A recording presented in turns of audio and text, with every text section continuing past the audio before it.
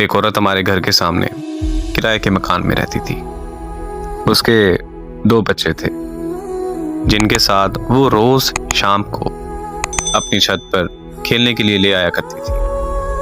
मैं भी हर रोज अपनी छत पर शाम को उसे देखने के लिए जाया करता था।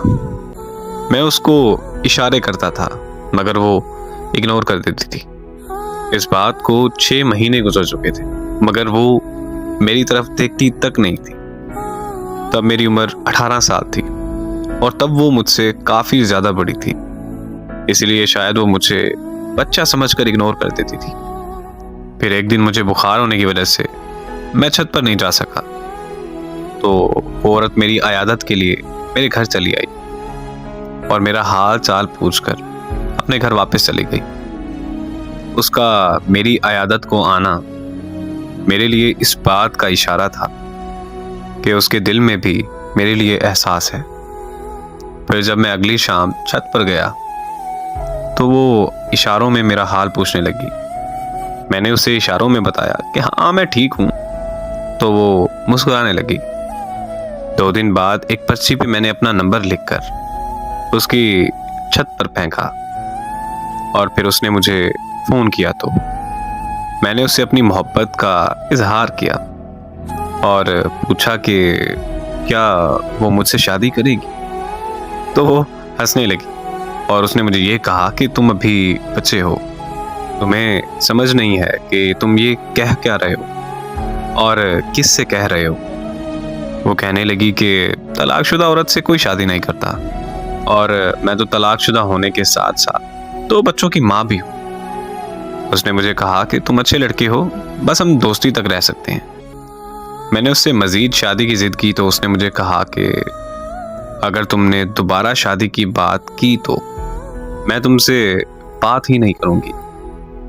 मैं वहां पर चुप हो गया और हम दोस्त बनकर रहने लगे।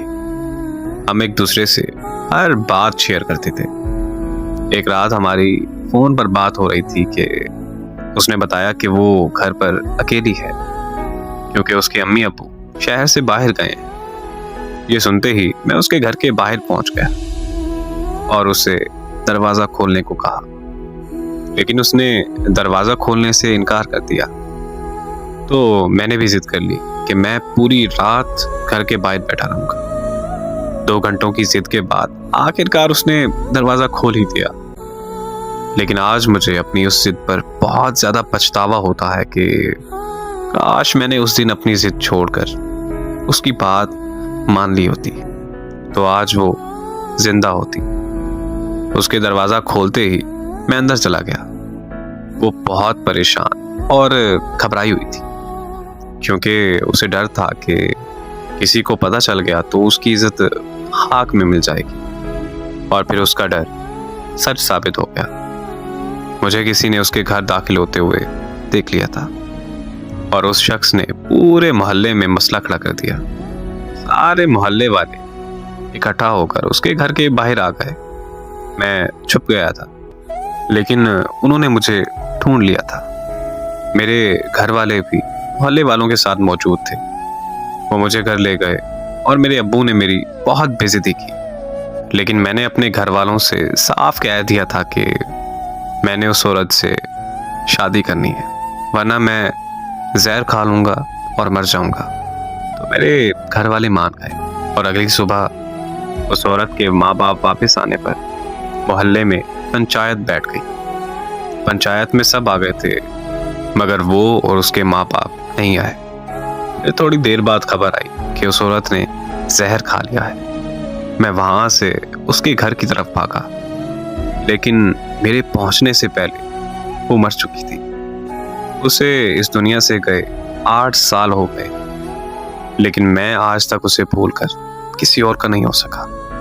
मुझे आज भी ये बात अंदर से खा जाती है कि काश मैं उस दिन जिद ना करता तो वो आज जिंदा होती। इससे बड़ा दर्द क्या होगा कि मेरी वजह से उसकी जान चली गई।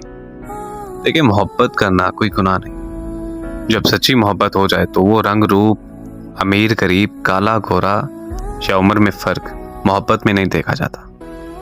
जब मोहब्बत हो जाती है तो फिर हो जाती है। वो एक शेर है कि वो मोहब्बत को हवस समझते हैं तो कह देना उसे, हाँ बदन ही चाहिए लेकिन ता कयामत चाहिए।